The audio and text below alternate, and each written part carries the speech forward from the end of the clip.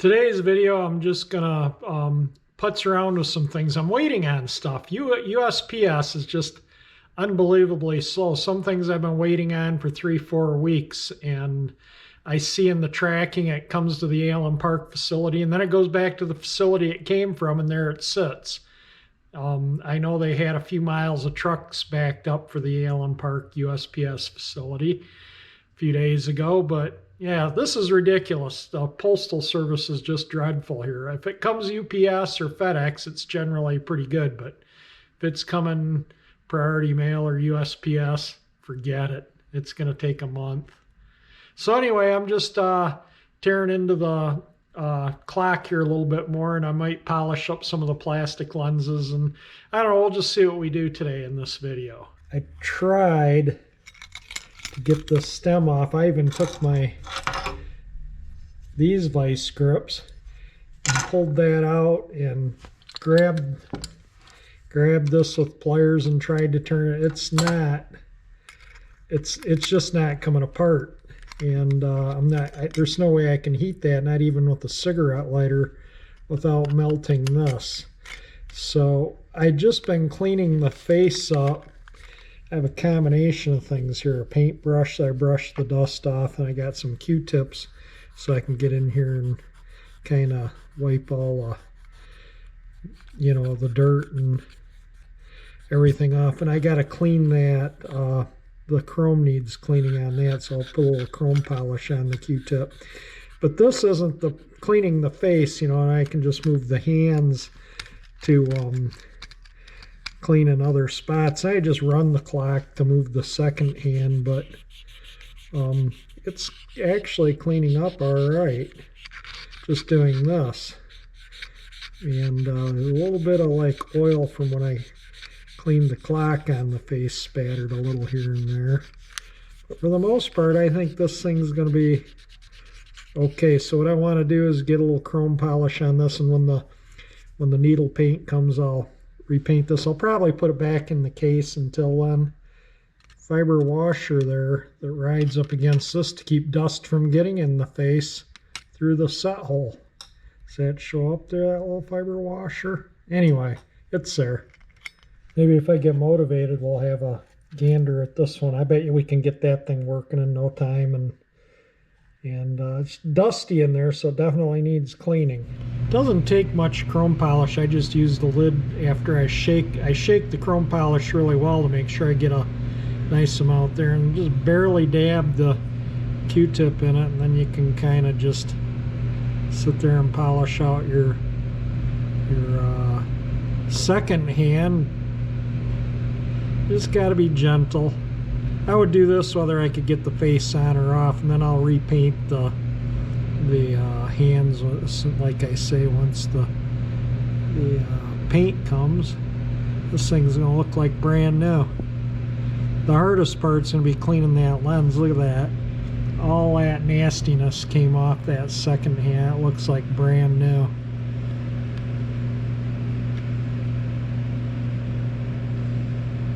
Yeah.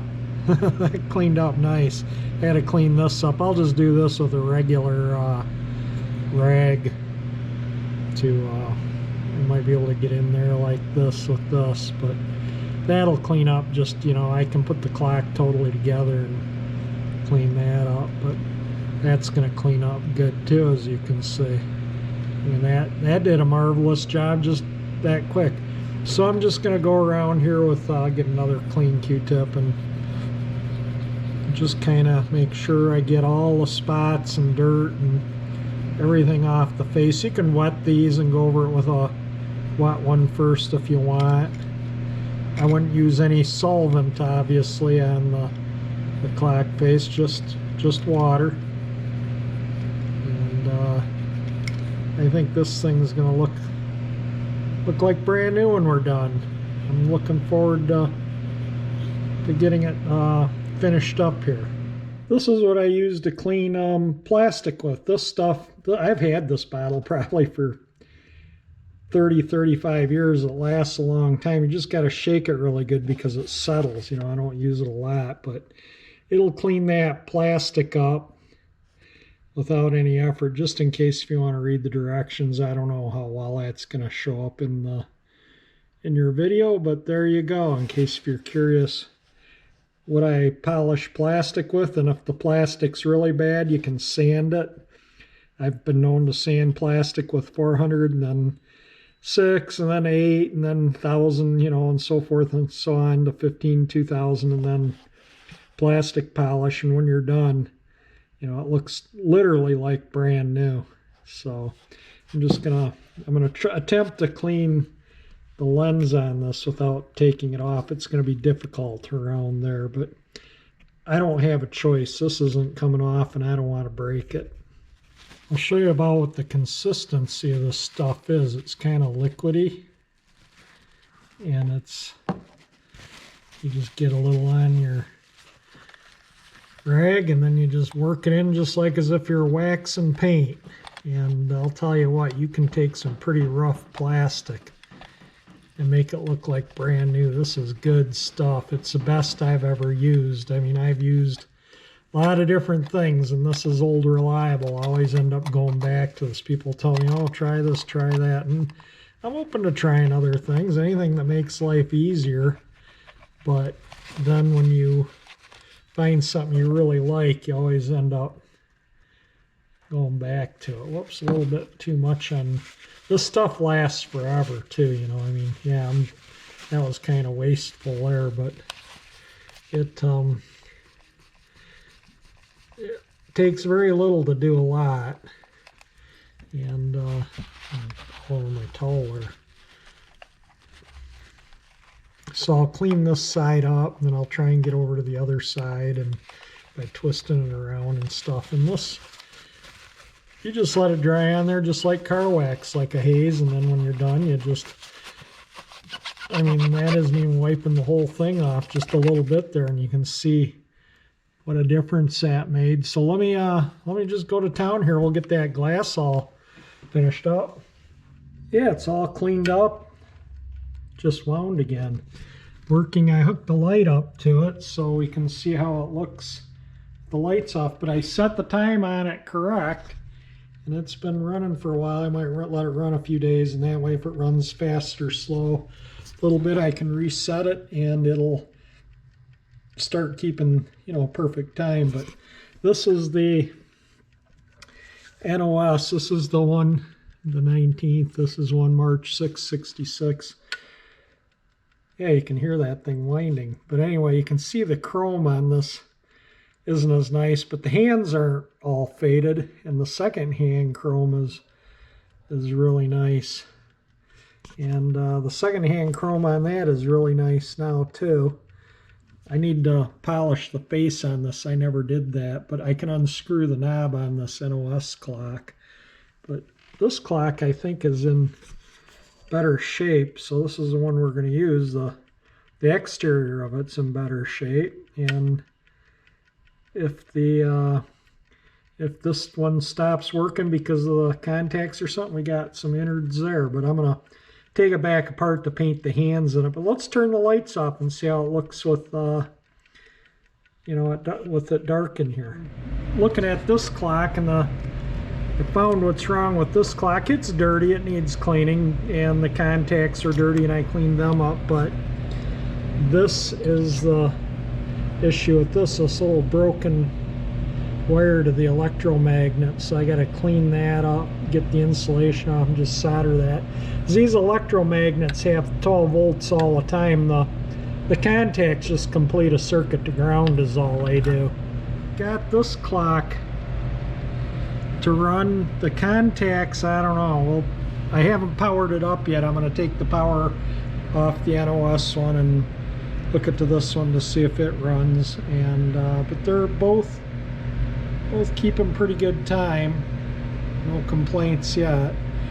It was too light out. I tried to put the bulb in there and illuminate it, but it's just too bright right now to get video of it illuminated. So I'll wait a little bit and we'll see how it looks.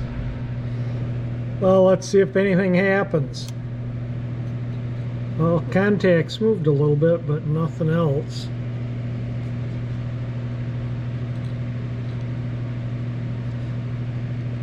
We'll let it run until it runs out. See if it rewinds.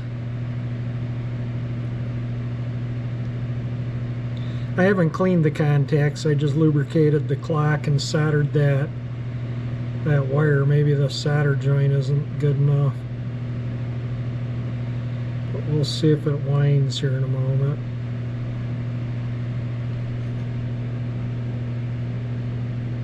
Points are getting close. Yep, it wound. Alright, we got another clock that works. It is winding. You can hear the other one winding. They're a little louder when they're in their can, but sorry, the wire was in the way. We'll let it run a little bit, and if it continues to run, we'll clean it up. I'll strip some more wire off this so I can wrap it around there so I don't have to hold it. But we'll see how that goes, and then we'll decide if we're going to clean it up. I set the time on it. We'll see if it keeps time. It's definitely working and winding. Did you just see the winding mechanism move? Did it show up? Let me see if I can move the camera.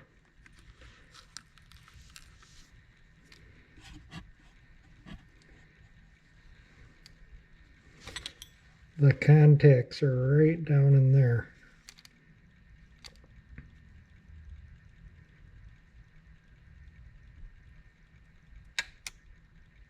There, yeah, this clock is working. So we will see if it keeps time. If it does, it'll get all cleaned up and put back together. Well, we had major failure here. A big cloud of smoke came out. Now this was kind of like that when I took it apart, but let me see if it still smokes.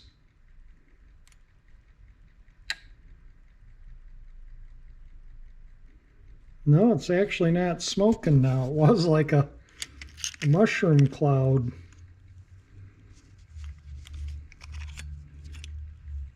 Still running.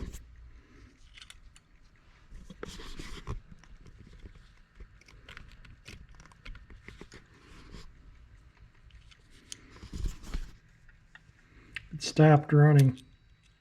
Oh my God, it wound again. Well, I don't know what to say. A cloud of smoke came out of this thing like there was no tomorrow. Maybe this wire, this ground wire I have moved, and oh, there it is. It's smoking now. See it? So this is just parts. I might be able to use the contacts. I suspect those electromagnets are fried. See the smoke come out of it when it, I mean, it definitely smokes. Let's see if we can get it to smoke some more. I mean, it's fried, so I don't. Oh, you can see a little spark every time it winds on that one coil right there. Let's see if we can get another one. See it? Yep, this puppy, the electromagnets are shot.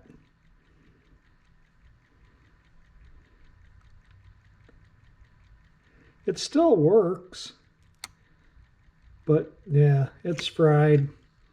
All right, no point in cleaning it up.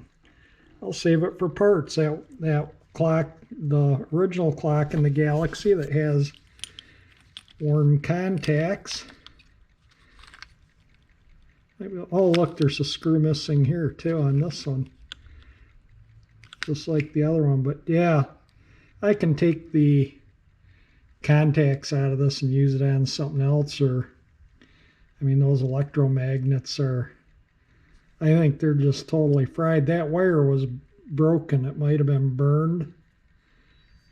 And you can see how that's all kind of gloppy, like it's got hot in the past. So, yep, that clock I'm going to call past using, but good for parts.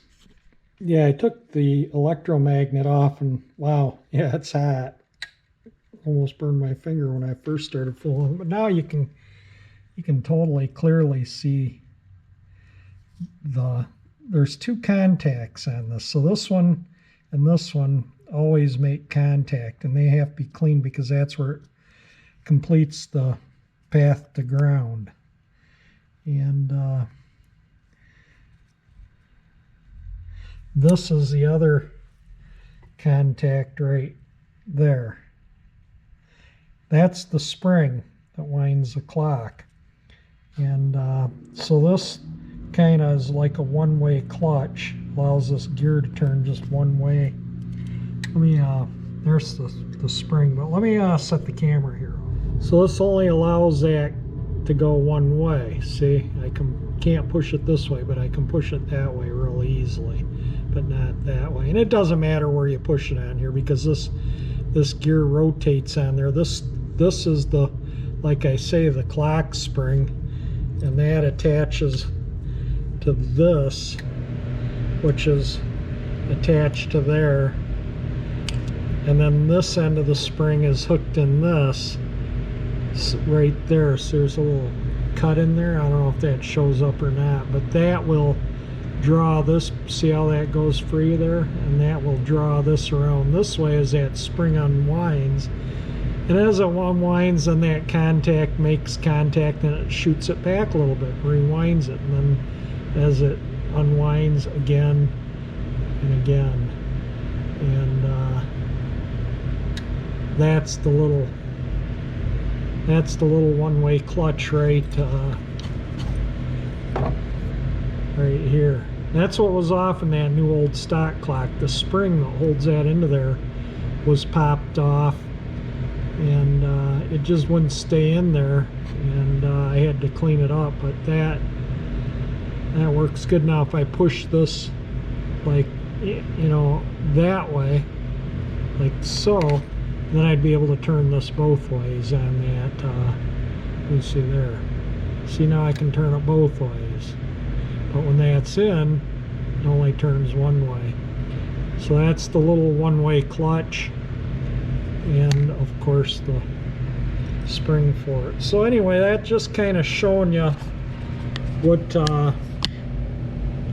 you know, there's not much to these. They're pretty simple. Look at how dirty that is from the mag melting down. Yeah, that needs the clock mechanism's good, so I could always just, if I find one that the mechanism's bad, I can always, you know, get one of these. And every now and then, it's funny, I see the electromagnet part every now and then, like on eBay or something.